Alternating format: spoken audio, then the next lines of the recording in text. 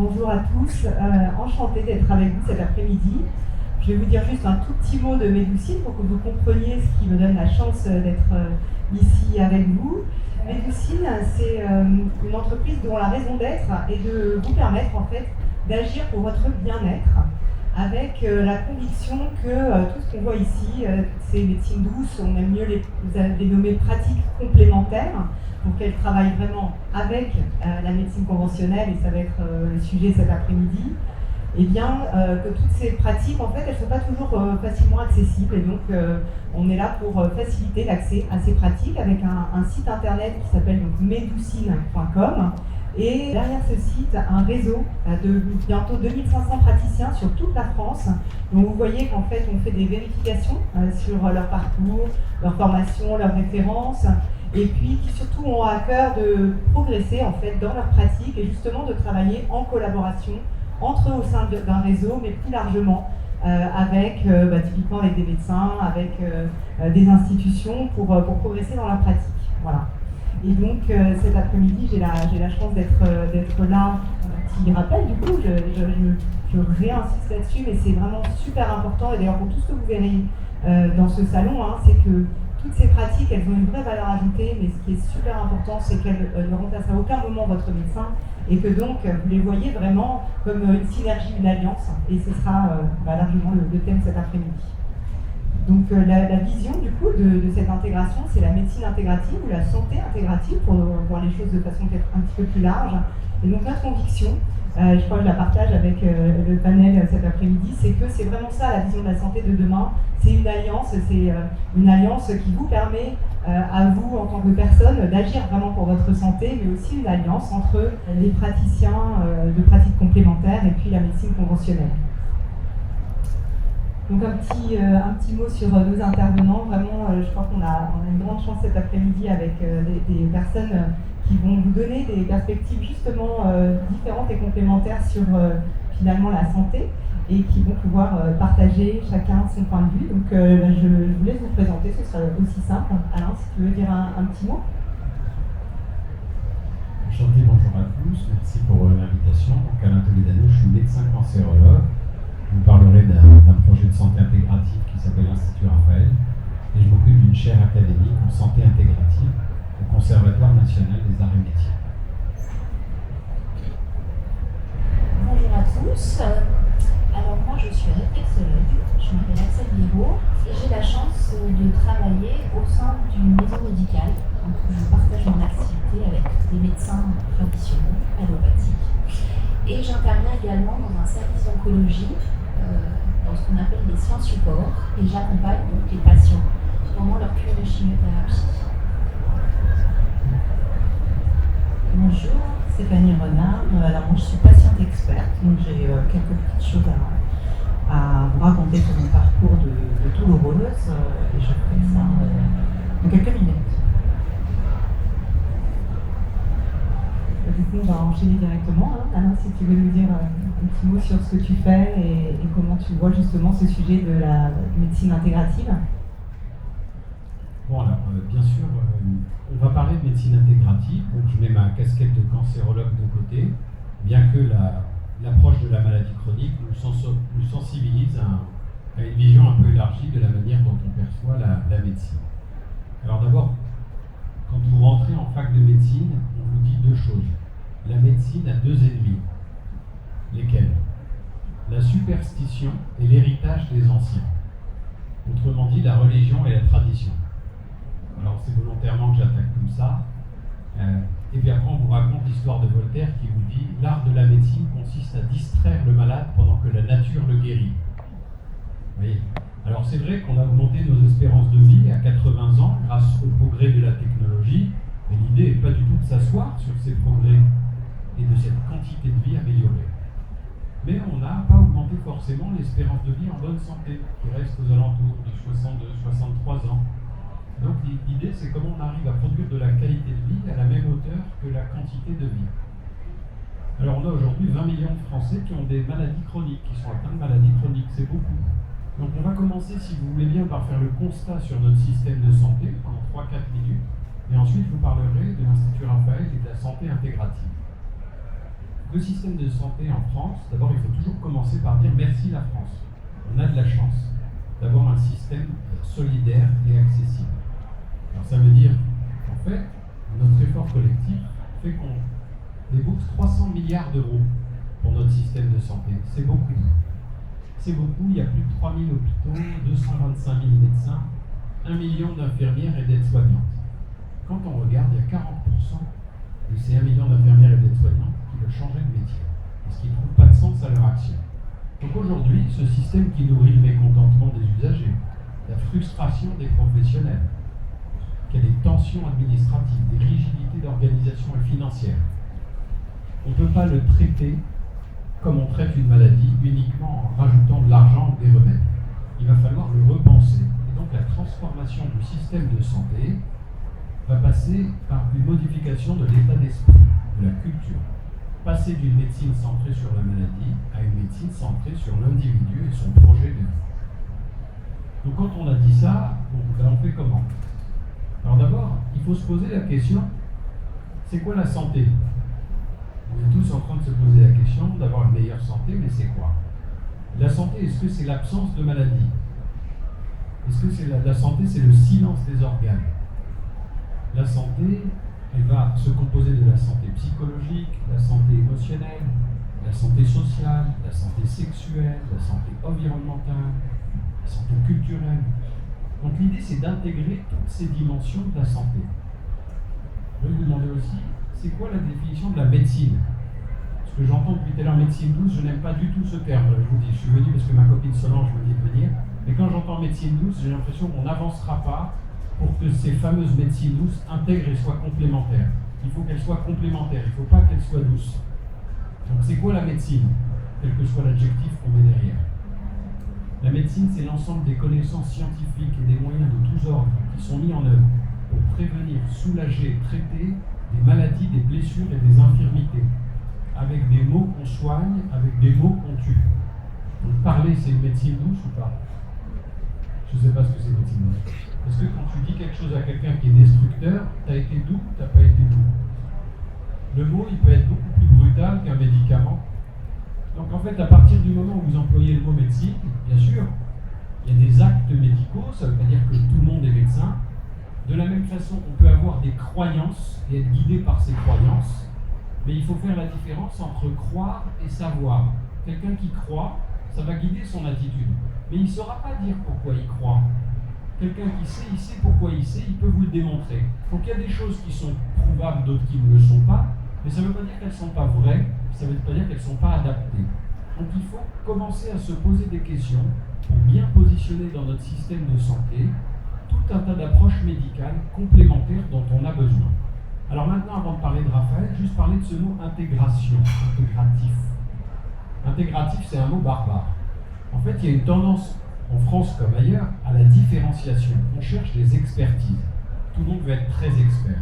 On est le pays en Europe où il y a le plus de spécialités médicales. On en a 55, contre 17 dans les pays voisins. Et puis, on n'arrête pas d'essayer de créer des expertises.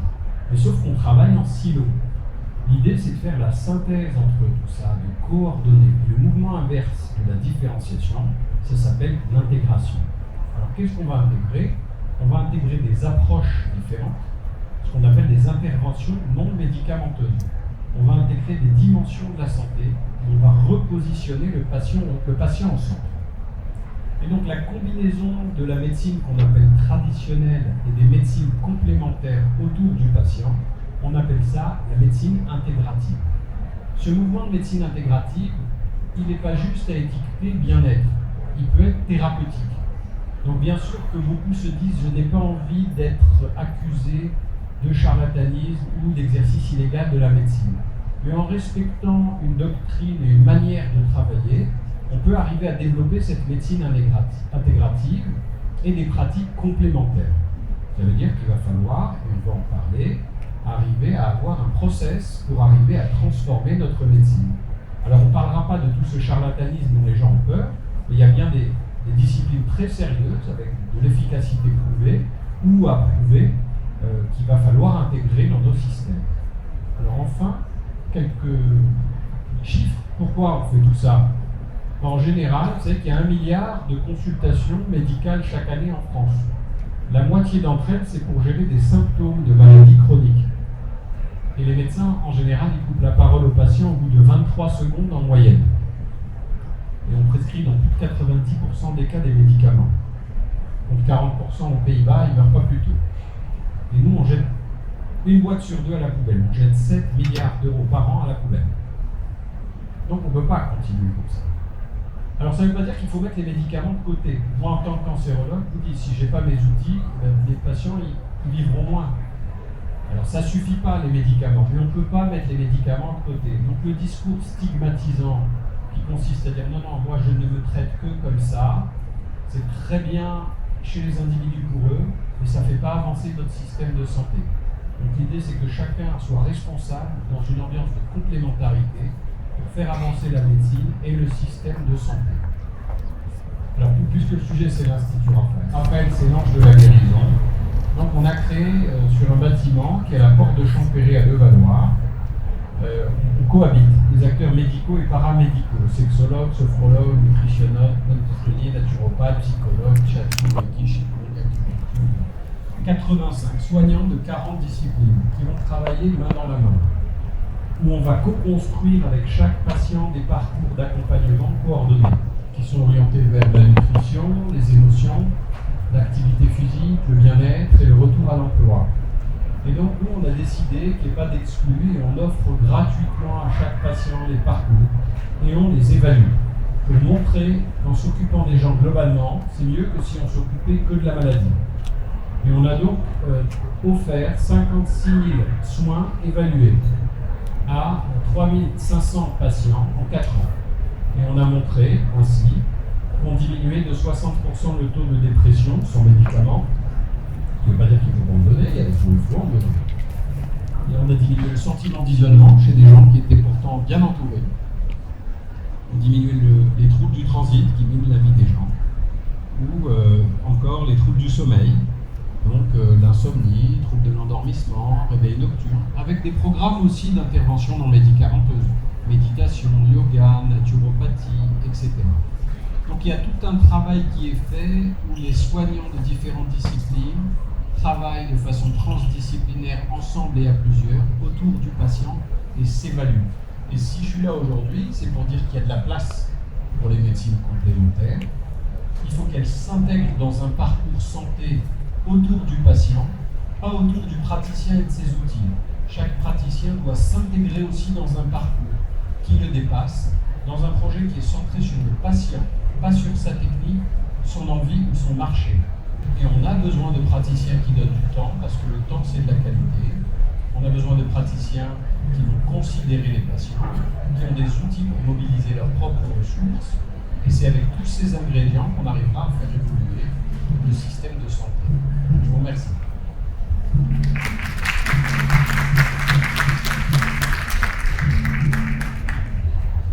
Alors je rejoins parfaitement Dr Toledano. Je vais vous dire, mais de l'autre côté, avec mon expérience. Donc, oh Dieu, on a déjà fait. Donc voilà, moi je vais vous expliquer ce que j'ai ressenti moi quand je suis arrivée sur l'équipe soignante en oncologie. Le ressenti que les soignants ont de la réflexologie. Alors certains, je suis arrivée, j'avais un accueil phénoménal, pas de problème. Certains connaissaient déjà la pratique, on avait entendu parler, ils étaient très optimistes et très accueillants. D'autres soignants, par méconnaissance, avaient beaucoup plus de scepticisme. C'est vrai que j'ai des doux noms dans le service, comme la gratteuse de pied, mais c'est pas grave, ça fait rire les patients, ça me fait rire aussi. Et maintenant, ça fait rire les médecins également. Donc, je pense que nous, en tant que pratique complémentaire, nous avons à informer les soignants, à informer les patients et à les pousser à communiquer les uns les autres. Je posais la question à l'oncologue avec laquelle je travaille et je lui demandais si simplement elle posait la question à ces malades quand elle les reçoit, de savoir s'ils ont des pratiques complémentaires, s'ils voient d'autres praticiens pour les soutenir pendant leur maladie. Et elle m'a dit non, je ne le fais pas. Je ne le fais pas parce que parfois ça met le patient un petit peu mal à l'aise de se dire je traîne le médecin. ou à quelqu'un d'autre. Mais je lui dis non, il faut leur poser la question parce que nous, en tout cas moi, c'est ce que je fais de mon côté, je les pousse à le dire aux médecins, que ce soit l'oncologue ou que ce soit le médecin généraliste. Je les pousse à communiquer sur le fait qu'ils ont un exercice de pratique autre pour les soutenir dans leur maladie. On a aussi à justifier nos connaissances et à prouver, et grâce à Médoucine on peut le faire, à prouver que nous sommes formés correctement, que nous avons une formation continue également qui nous pousse à chercher des informations et à nous tenir informés de l'évolution de nos pratiques parce qu'elles évoluent également. Et nous avons aussi à démontrer professionnellement par notre attitude que nous sommes capables d'apporter quelque chose. Alors, je pars du principe que nous devons travailler avec beaucoup d'humilité et que nous avons aussi une déontologie propre à nos professions à respecter.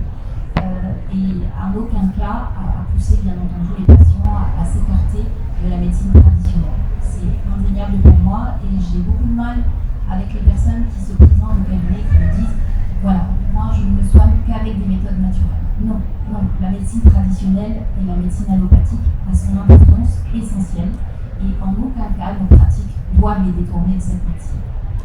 En service d'oncologie, j'ai la chance d'être dans un tout petit service très humain. C'est vrai que je travaille au lit des patients pendant les cures de chimiothérapie et c'est quelque chose qui est assez extraordinaire pour elles parce que, alors je dis elles parce que ce sont principalement des femmes parce que je travaille dans un service de gynécologie, mais je vous le dirai après, c'est quelque chose de très doux et de très accompagnant pour elles. C'est aussi une grande coopération avec les équipes. Elles connaissent bien les patientes et elles les orientent. Nous sommes plusieurs soins support. Il y a la réflexologie, il y a aussi de la sophro, du yoga, de l'éducation physique adaptée, du presque. Et nous avons toutes nos places et notre complémentarité et certaines n'hésitent pas à utiliser plusieurs accompagnements. Alors justement, les patientes, pour préparer cette intervention, je les ai interrogées et vous avez leurs mots qui s'affichent sur l'écran. Et ce qui semble vraiment important pour elles, c'est ce moment à part, c'est se dire je viens pour ma cure de chimiothérapie, mais je ne viens pas que pour ça, j'ai mon rendez-vous. Et on a mis en route une petite routine, c'est que systématiquement, elles sont intégrées dans mon logiciel de rendez-vous, tout bêtement, et elles reçoivent leur petit message pour leur rappeler ce petit rendez-vous, et qui parfois leur donne le petit coup de peps, le petit coup de boost qui va leur redonner le sourire pour venir sur le soin. Elles m'ont dit également que ce qui était important, c'était le fait qu'il y ait une gratuité de soins. Moi, je travaille dans un service où c'est financé par une association. Et c'est vrai que parfois la chimio, le cancer écarte de la vie professionnelle et rend les choses un petit peu plus compliquées du point de vue financier. Et c'est un confort pour elles qu'elles apprécient. C'est vrai qu'elles ont aussi l'impression d'être prises en charge au global. Elles, leur famille, les aidants qui les accompagnent. Et c'est vrai qu'ils sont toujours bienvenus au cabinet parce que c'est pas toujours facile de soutenir quelqu'un dans la longue durée sur la maladie. Et ils en ont aussi besoin. Alors je voulais juste vous faire une petite parenthèse parce que c'est vrai que depuis 1 an que je travaille dans ce service, on a quand même noté que la paresthésie, qui est une insensibilité qu'on peut avoir sur les mains, les pieds, mais aussi la gorge, la bouche, la langue et d'autres parties, fait partie des effets secondaires les plus marqués en chimio. Et c'est vrai qu'elles sont surprises et agréablement surprises parce que c'est un effet immédiat. Et en sortant de la chambre, je sais qu'elles ont un grand sourire et elles savent que ça va mieux, ça va aller mieux pour quelques jours et que c'est leur petite parenthèse de soulagement et qu'elles supporteront mieux les choses jusqu'à la séance d'après. C'est vraiment quelque chose qui est important pour elles et dans ce cadre-là, j'ai aussi choisi de les aider à se former pour qu'elles pratiquent des exercices à la maison, qu'elles continuent, qu'elles se rendent autonomes, parce que, comme je leur dis, votre chimio, elle peut être décalée, on peut ne pas se voir sur le prochain rendez-vous, je peux être absente, moi aussi ça peut m'arriver. je ne veux absolument pas qu'il y ait une notion de dépendance entre elle et moi. Donc je veux qu'elles aient cette autonomie, je veux qu'elles se sentent en maîtrise de ce qu'elles peuvent faire de plus et être précis. Donc voilà, alors je terminerai en vous disant que aujourd'hui, je pense qu'on a beaucoup à faire, nous, en tant que praticiens, pour prendre notre place et peut-être sécuriser un peu plus nos professions, parce que c'est très compliqué. On l'a vu dans les événements récents.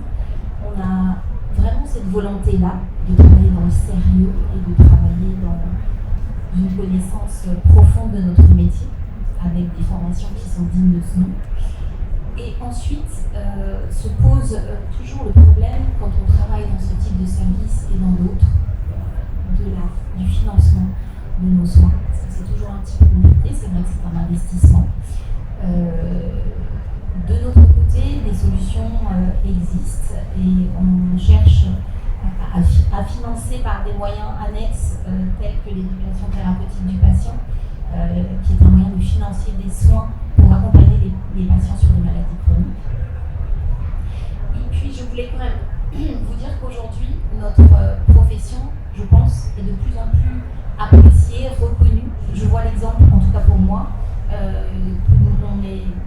on travaille en oncologie, on a été contacté par ce qu'on appelle le CLUD, c'est le comité de lutte antidouleur de la clinique où j'exerce, et nous avons pu présenter nos pratiques. Et avec surprise, je dois l'avouer, on a vu des médecins qui travaillent en médecine générale, qui travaillent en pédiatrie, qui travaillent en maternité, s'intéresser à nos pratiques. Donc, je pense qu'avec une démarche proactive de notre part et peut-être un petit peu plus d'information, on peut arriver à intégrer nos pratiques à la médecine traditionnelle.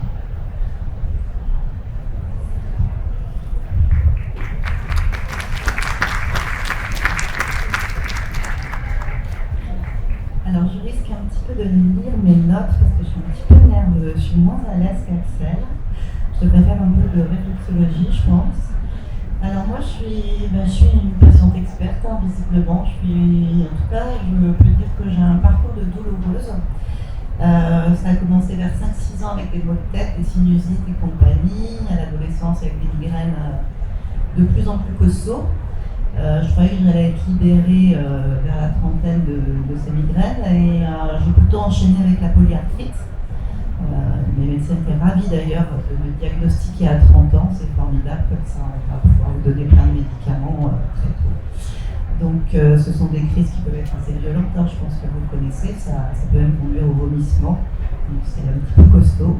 Et puis à peu près à la même époque, j'avais 33 ans, se sont développées des douleurs mictionnelles un petit peu curieuses, qui étaient au départ ponctuelles et qui ne duraient que quelques jours. J'étais apparue après une première fausse couche, donc un neurologue que j'avais consulté à cette époque-là m'avait dit que c'était peut-être un petit peu psychosomatique. Moi j'avais adhéré à sa vision parce que voilà, une fausse couche c'est pas très plaisant et je pensais que ça disparaîtrait avec le temps. Ça fait donc une dizaine d'années que j'ai ces douleurs-là et depuis elles sont devenues absolument systématiques et paroxysmales. Donc je me retrouve un petit peu avec plusieurs pathologies qui ont le point commun d'être de la douleur et d'être invisible. Moi, je vais vous en parler juste après. Je peux avoir des difficultés à marcher, des décharges électriques. Tout ça, ça ne se voit pas. Voilà, la difficulté à marcher un petit peu, mais en général, je me planque, c'est comme ça. J'ai consulté plusieurs urologues, un très réputé pendant un an, et je l'ai laissé un peu tomber il y a un an parce qu'en fait, je me suis fait un petit point dans mon esprit en me disant que j'étais depuis mon enfance radiographiée et scannérisée absolument de la tête aux pieds. Hein, tous mes organes y sont passés. Et en fait, j'attendais quand même à chaque rendez-vous d'urologue d'être guérie, à chaque fois que j'allais le voir. Donc, je ne vous explique pas la déception en sortant du cabinet. C'est même plus une déception à ce niveau-là, c'est des petits effondrements comme ça. Mais ça a un petit peu changé il y a un an, je vous en parlerai après. Alors, cette douleur, elle est invivable. Je pense que tout le monde a eu des douleurs très aiguës. Moi, j'en ai souvent, mais tout le monde connaît ces douleurs-là.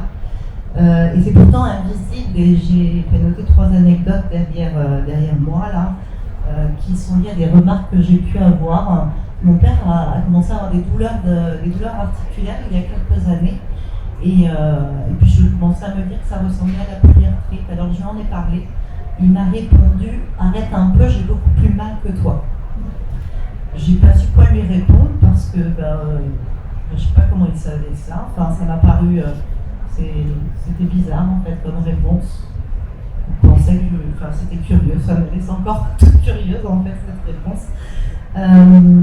J'ai eu aussi de ces derniers neurologues que j'ai consultés il me semblait qu'il ne mesurait pas quand même à quel niveau j'arrivais de douleur. Il testait plein de choses, il était très très inventif. Et un jour, je lui ai quand même expliqué que je me mordais et que je criais. Et il m'a répondu qu'il ne voyait pas de marque. Lui, il riait, moi, j'ai pas trop ri ce jour-là. Je suis plutôt repartie en pleurant parce que je me suis sentie très très incomprise. Et puis enfin, ma directrice, qui là m'a laissé quand même sans voix, je lui expliquais ma difficulté dans le lieu où je travaillais, j'étais professeur, d'avoir ces douleurs très aiguës, intercours, pendant cours et compagnie. Et m'a proposé les clés des toilettes du sous-sol pour pouvoir crier quand j'avais mal. Donc ça, ce sont je trouve que ça illustre bien en fait ces douleurs invisibles en fait. On se demande qui va comprendre qu'on est dans la douleur vraiment.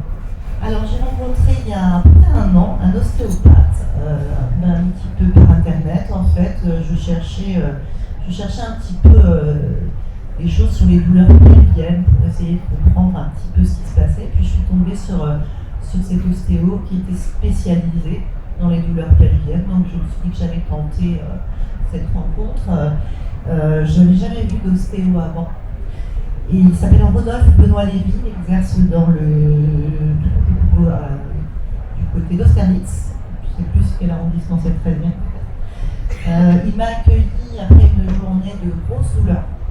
Il m'a demandé d'uriner pour pouvoir m'ausculter. Et là, il m'a vu comme je veux que personne ne me voit en fait, c'est-à-dire dans la douleur maximale et avec la honte et voilà toute cette tristesse que je ressentais dans cette douleur, toute cette détresse. Et lui, il a récupéré ça en fait immédiatement et en me disant que son seul avis sur le moment, c'est que je souffrais juste trop en fait.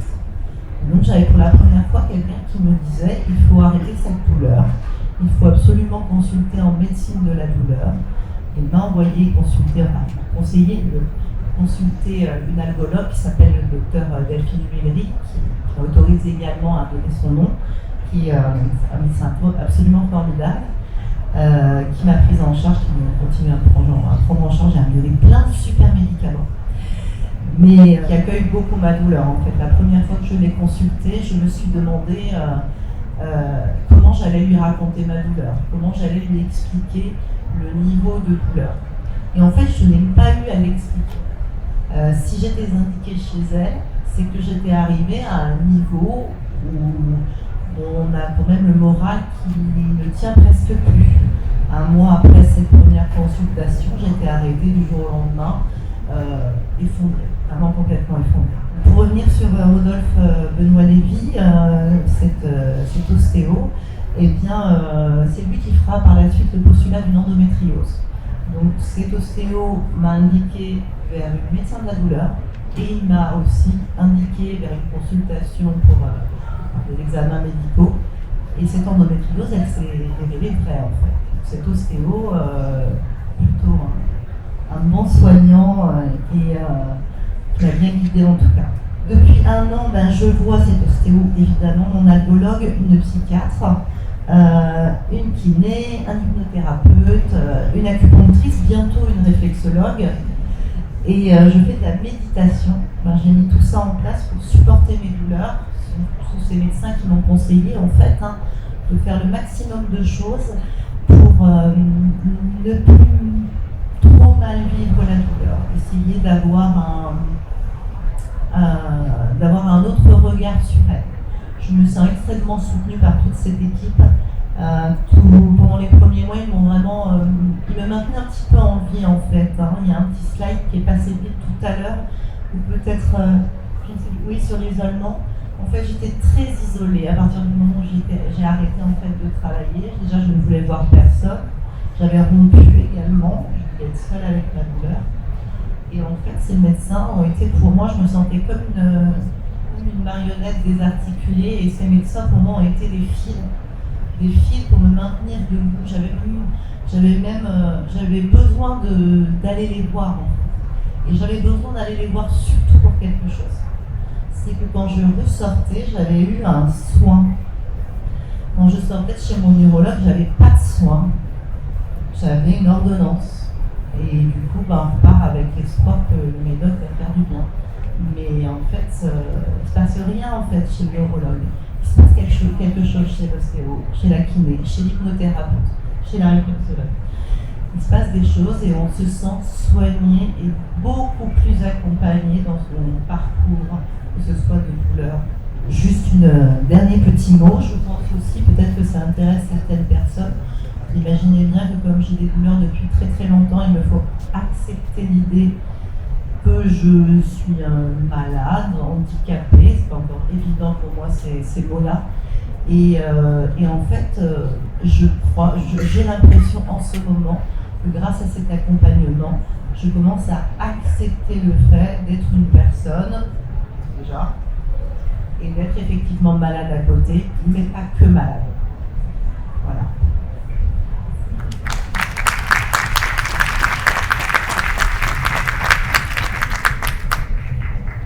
Merci beaucoup Axel pour ce témoignage et puis à tous les deux aussi pour vos perspectives sur ce sujet. Du coup, on va ouvrir la salle aux questions. Si vous avez des questions pour nos intervenants.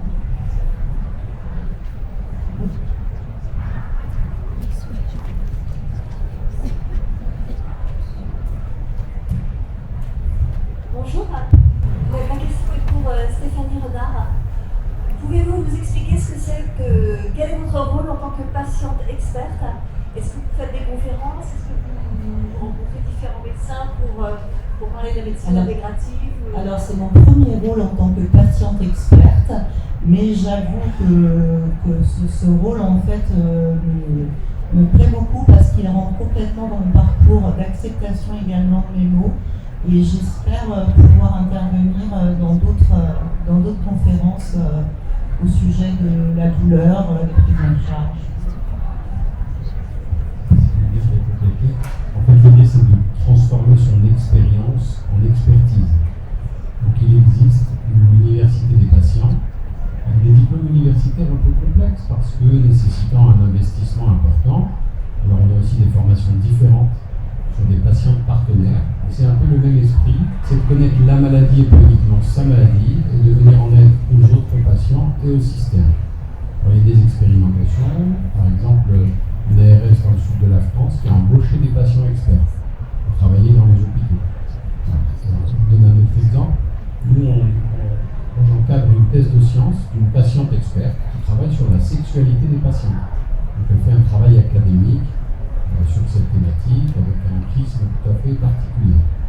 Donc c'est vrai, c'est bien de reconnaître ces nouvelles expertises et que le système puisse intégrer l'avis des usagers. C'est quand même important.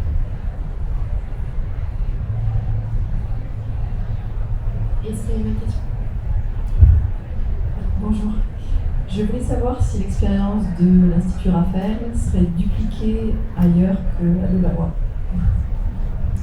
Alors en fait, vous avez bien raison. L'idée, c'est qu'il n'existe pas de modèle économique pour s'occuper des patients. On peut rembourser 20 ans un antidépresseur, mais pas une séance de psychologue. Vous pouvez rembourser 5 fois une IRM pour quelqu'un qui a mal au dos, mais pas une séance d'une heure pour apprendre une posture avec un ostéopathe qui enseigne à l'école du dos. Donc la difficulté, c'est d'arriver à démontrer la création de valeur pour arriver à ce que la solidarité puisse faire valoir ça dans des parcours santé. Alors, il ne suffit pas d'adhérer aux valeurs de la médecine intégrative pour contribuer au système. Il y a beaucoup de gens qui se disent « Moi, je fais de la médecine intégrative, venez me voir à mon cabinet », mais qui ne se sont pas intégrés eux-mêmes en parcours santé, qui ne sont pas dans une démarche d'évaluation ou d'objectivation de la création de puisse le diffuser.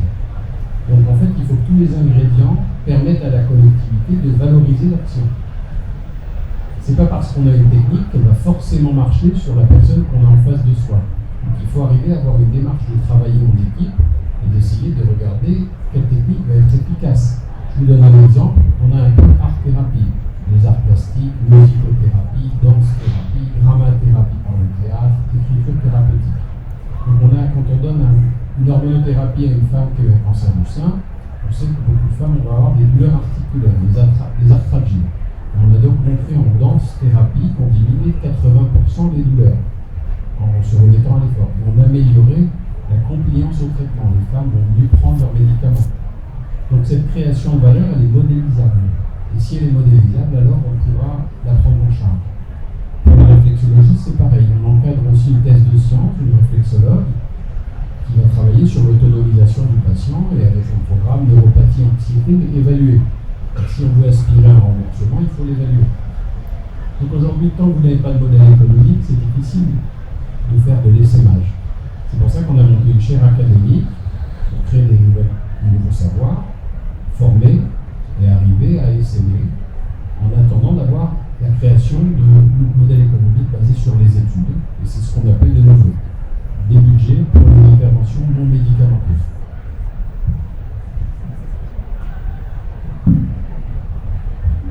Alors, comment existe l'Institut Raphaël aujourd'hui? C'est un modèle économique en fait. Il perd de l'argent.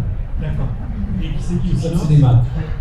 C'est des maths. Si vous n'avez pas. Donc là, Mais cet argent, c'est qui là, alors, on peut vous dire aussi que nous avons personnellement investi pour s'occuper de nos patients et que nous trouvons des mécènes, des donateurs.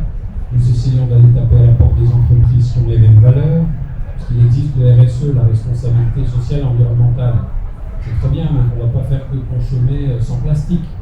Il y a un moment, il faut s'occuper des patients. Donc à chaque fois qu'on parle de médicaments, on trouve des investisseurs. On dit numérique, c'est des dizaines de millions d'euros. Mais quand on dit qu'on s'occupe des patients, on ne trouve personne.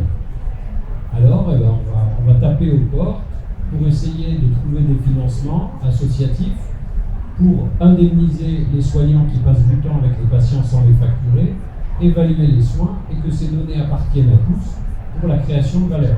Donc c'est une entreprise sociale et solidaire à mission. Et pour l'instant, on n'a pas bouclé les budgets, mais l'idée c'est comme toute start-up, il faut quelques années pour arriver à trouver les fonds. Sauf que celle-là, elle ne rapportera pas d'argent à ceux qui investissent. C'est des investisseurs sociaux. C'est un autre modèle.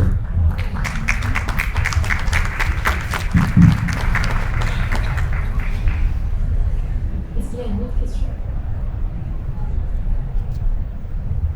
Oui, bonjour. En tant que thérapeute, comment on peut finalement intégrer votre équipe ou comment ça se passe? Alors en fait, c'est vrai qu'on avance par projet, par discipline, et qu'on a beaucoup de demandes. On a des centaines de demandes non honorées parce qu'on a des contraintes capacitaires, évidemment. Dans un lieu unique, avec limité en termes de ressources, donc nous, on est très frustrés de ne pas arriver de fournir à la hauteur de la demande. Mais notre mission n'est pas de traiter tout le monde, c'est de montrer que ça marche pour essaimer. Et on a eu, je vous donne un exemple, on a eu hier la visite des gens de La Rochelle, avant-hier la visite des gens de Lyon, la semaine dernière les gens de Vannes, de Drôme-Ardèche, la semaine d'avant les gens de la Martinique, La Réunion, de Marseille. Donc dans tous les coins de France, on a des équipes qui ont envie, qui partagent ces valeurs, qui veulent s'organiser entre elles. Il manque les modèles économiques et aussi des organisations nouvelles.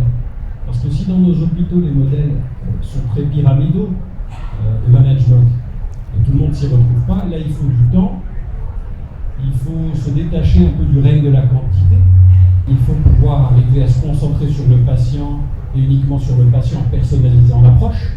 Donc c'est des process un peu différents, c'est complexe un patient, des fois plus complexe d'une maladie qu'il est. Donc effectivement, on reçoit beaucoup de soignants, de demandes, et on avance, nous, Institut Raphaël, au fur et à mesure. Mais il y a d'autres modèles qui existent, et il y aura d'autres modèles qui existeront. Ce qu'il faut, c'est un plaidoyer collectif pour une transformation de la santé qui n'est pas exclusivement dédiée à la ressource hospitalière. On a besoin de nos hôpitaux, ils sont indispensables, mais on n'a pas besoin que de nos hôpitaux. On doit de la prévention et de la réhabilitation. Et je terminerai en disant que la prévention, c'est important. Vous savez que 40% des cancers sont évitables. Si on travaille sur l'alcool, le tabac, la sédentarité, le surpoids, et 80% des maladies cardiovasculaires sont évitables. On a moins de 3% des budgets alloués à la prévention. Donc il y a aussi une économie à réaliser en travaillant différemment qu'en traitant uniquement la maladie, mais en allant sur la prévention, sur une meilleure réhabilitation.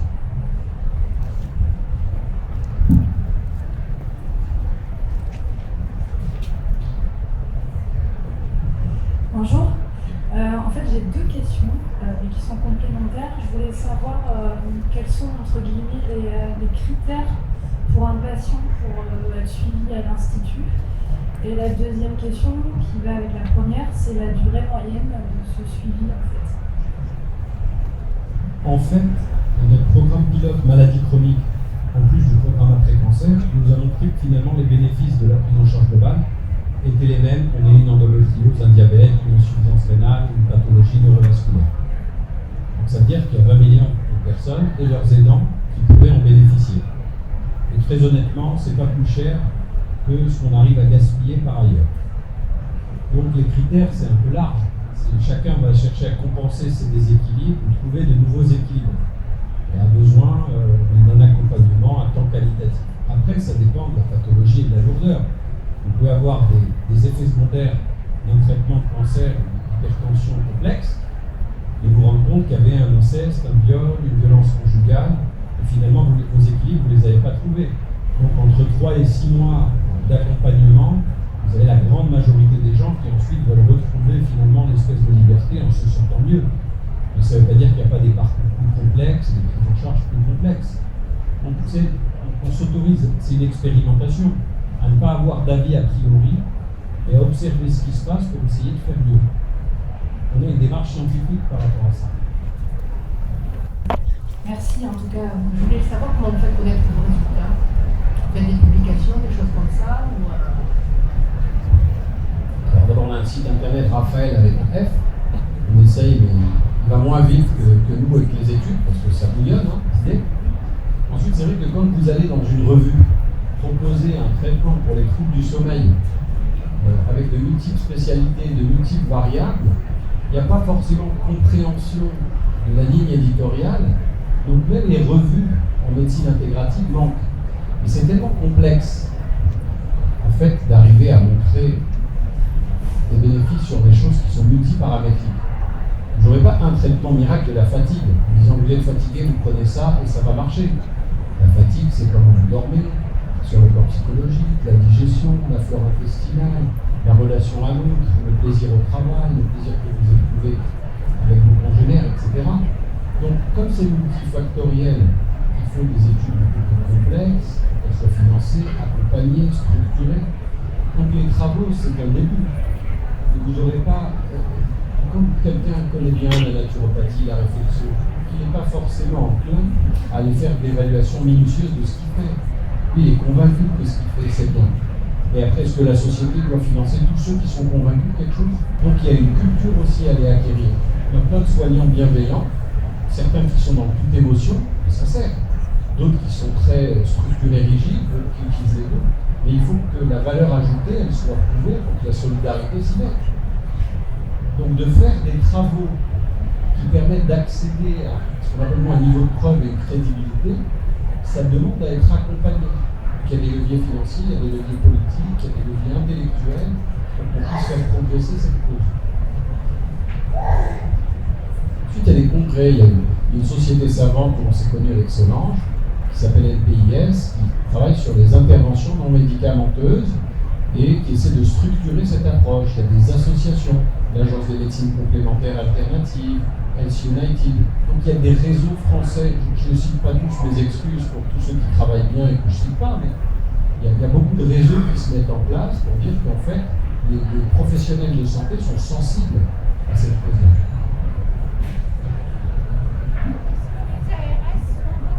Est-ce que les ARS sont à notre écoute? Alors, si être à notre écoute, c'est nous donner de l'argent, non. Si être à notre écoute, c'est dire c'est bien, continuez, oui. Voilà, c'est bien, continuez. Voilà. Il y a 0 euros, 0. La région finit un programme sport, mais pas du tout à la hauteur du 5% quand on aurait besoin. Donc l'idée, c'est de dire merci déjà à ceux qui donnent, c'est déjà très bien. La région Île-de-France, merci. Et toutes les industries et les sociétés qui partagent des valeurs aux particuliers, c'est pas suffisant.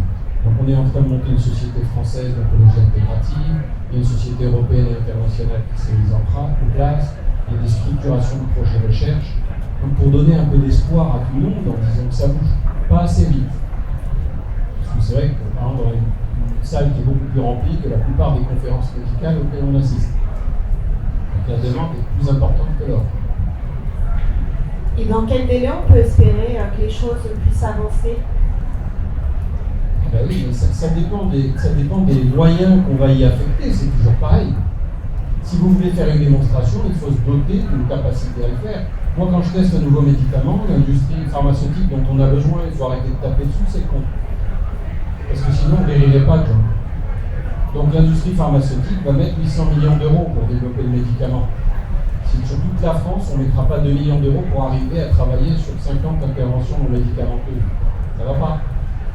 Donc, évidemment, si vous n'avez pas des moyens, vous n'aurez pas de niveau de preuve suffisant pour faire avancer vos pratiques. C'est tout. Donc, il faut des leviers politiques, il faut une organisation de travail, mais il faut former aussi des étudiants. Donc là, on a monté des diplômes universitaires en coordonnateur parcours santé. On est en train de travailler pour proposer des projets de recherche, accompagner des thésards. Et le système a bougé, c'est d'abord culturel parce qu'il y a de l'argent en France. La question, c'est de mieux le distribuer.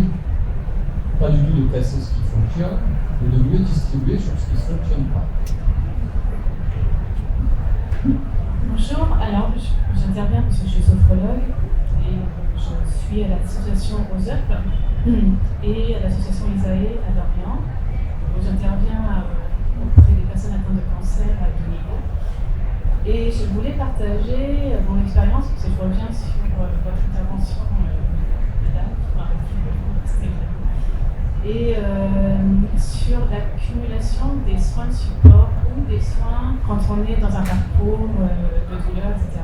C'est hyper important en fait de cumuler, de ne pas faire juste, bon, je parle de la cause de la sophrologie, de la réflexologie, c'est l'association de toutes ces choses qui vont améliorer le quotidien, améliorer l'acceptation, la guérison, etc. Et comme vous disiez qu'il y avait aussi dans ce soin, il y avait l'accompagnement, il y a l'écoute. Même si la personne, elle ne repart pas forcément avec, c'est pas réparé, c'est pas... il y a quand même un adoucissement de l'État parce qu'on a été entendu, parce qu'on a été écouté, parce qu'il y a une réelle bienveillance, elle n'est pas galvaudée celle-là, quoi. Donc je trouve que c'est hyper important d'aller conseiller toutes ces personnes de multiplier les actes, de multiplier toutes les actions, tout ce que vous faites. Moi, je voulais juste faire une remarque là-dessus, mais j'ai pas compris la vérité incarnée, c'est le plus important, la parole des patients. Et on voit la douceur et la gentillesse et la bienveillance dans votre action. Donc je tenais à le souligner. Néanmoins, on a une responsabilité, sinon je ne pourrais pas être là. D'accord ? Je ne suis pas d'accord avec ce que vous dites en sachant bien que vous ne le dites pas pour créer un désaccord, mais que vous pensez positivement. Mais si on dit, je sors votre discours du contexte, nous prenons l'accumulation et l'accumulation des actes. Cette logique à l'acte, elle va faire qu'on ne développera jamais rien. Parce qu'en fait, ce qu'il faut, c'est que ce soit efficace, ce qu'on fait. C'est pas qu'on multiplie les intervenants. Donc, la manière de le dire, elle est bien pensée, mais elle n'est pas bien perçue par quelqu'un qui n'est pas dans votre cerveau. Et c'est pour ça que si on n'a pas la cohérence du discours, le système ne pourra jamais vous intégrer. Parce qu'on va dire, si on vous laisse la main, vous allez coûter cher en n'étant pas efficace. Alors que moi, je vous prendrai dans mon équipe. Vous êtes sympathique, et je suis sûr que vous faites du bien à vos patients. Donc il faut faire très attention à la manière. Je ne peux pas laisser dire que c'est en multipliant les actes qu'on arrivera à être efficace. Et si il y a une personne qui a vu 150 thérapeutes et ça ne marche pas, peut-être qu'elle n'a pas vu les bons, ou que chacun essayait de vendre sa sauce, et qu'on n'a pas identifié le problème tel qu'il était. Si on a une gestion post-traumatique à faire, peut-être que la réflexion ne va pas marcher, qu'il va falloir faire le MDR, mais ce n'est pas en essayant tout, en multipliant les actes, ou en se ruinant pour certains, qu'on va arriver à être plus efficace. Alors, j'imagine que vous ne l'avez pas dit, et je suis certain pour ça, sauf que c'est exactement pour ça qu'il va falloir continuer à former nos professionnels, pour qu'ils aient une approche globale, un discours commun, et qu'on ne travaille pas sur une logique à l'acte. D'accord? Je les excuse, c'est vous. C'est vrai que moi, j'ai essayé de tenir au courant d'un généraliste de ce qui se passait en fait dans mon parcours dans les 2 dernières années. En fait, elle ne suivait rien du tout, elle recevait mes résultats, mais en fait, elle ne suivait pas grand-chose. Et souvent, les thérapeutes m'ont demandé qui coordonnait tout ça. J'étais très surprise la première fois qu'on m'a posé la question. J'ai dit, c'est moi en fait. C'est moi qui, oui, c'est moi qui prends c'est moi qui ai monté ça, bien sûr, conseiller, mais je ne crois pas que tous les malades soient capables de faire ça, en fait. Moi, je suis tombée sur des bons praticiens, j'avais peut-être aussi tellement l'habitude de consulter que ça n'était pas difficile pour moi d'appeler un nouveau médecin. Je suis assez...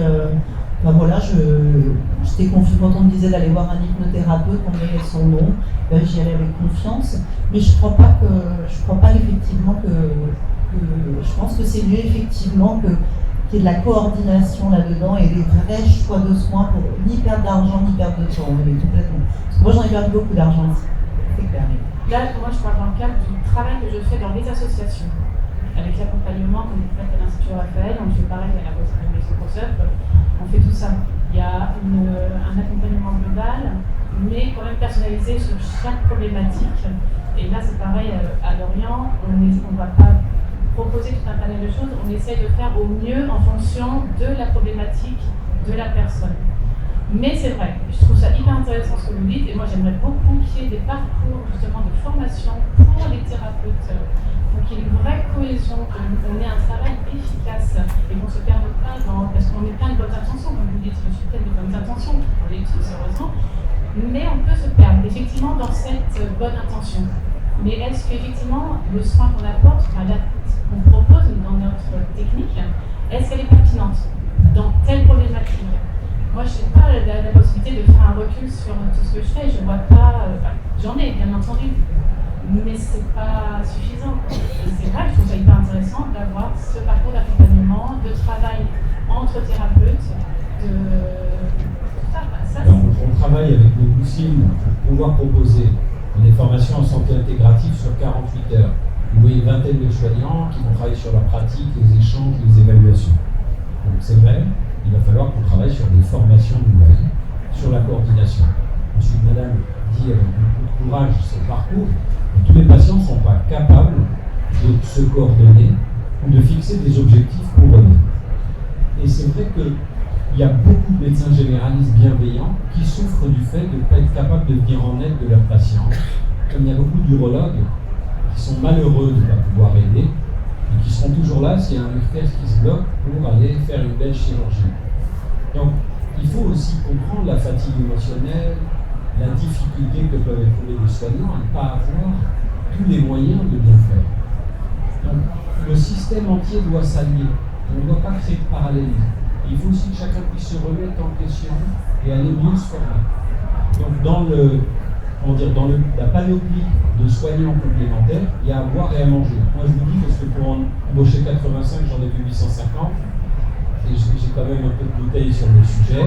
Il y a plein de gens bienveillants et qui n'ont pas fini leur chemin pour arriver à se remettre des patients fragiles en face. C'est pas de la vente de bien-être ou de soins. On est vraiment dans une dynamique où il faut jouer à niveau, chacun soit conscient de sa responsabilité, et montre son niveau de compétence et de connaissance, pour être digne de la confiance d'un système de santé solidaire qui est organisé autour du patient. Merci, et on va prendre une toute petite dernière question.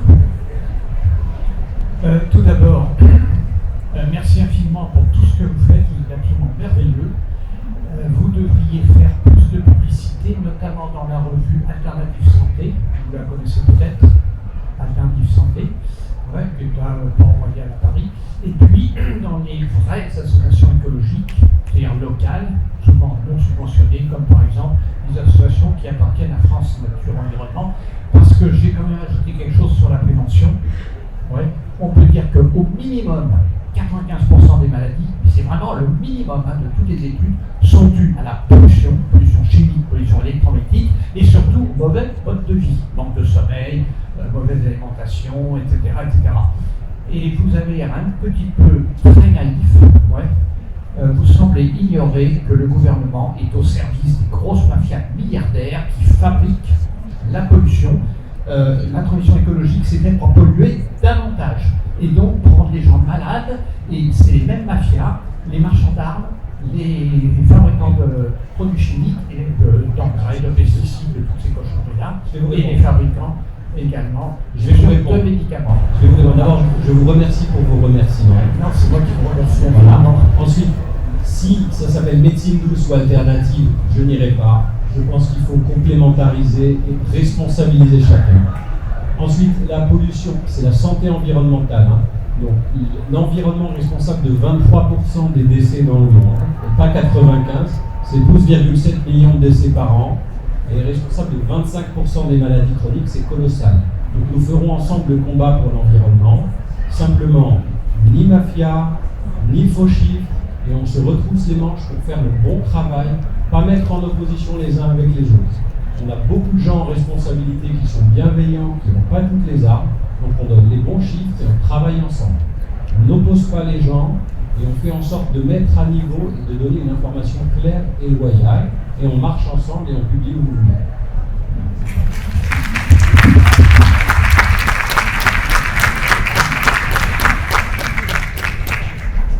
Merci vraiment à chacun pour vos témoignages croisés. Merci à Stéphanie pour ton courage et ce beau témoignage de comment le fait d'agir finalement et de redevenir actrice avec tout cet accompagnement t'a vraiment permis de te renforcer en tant que personne face à la maladie, et que même si la maladie est toujours là, eh bien effectivement il y a une vraie synergie entre toi, entre les personnes qui t'accompagnent en complément de ton circuit médical, et c'est un très bel exemple de ce fonctionnement de la santé intégrative et qu'on a bien senti aujourd'hui.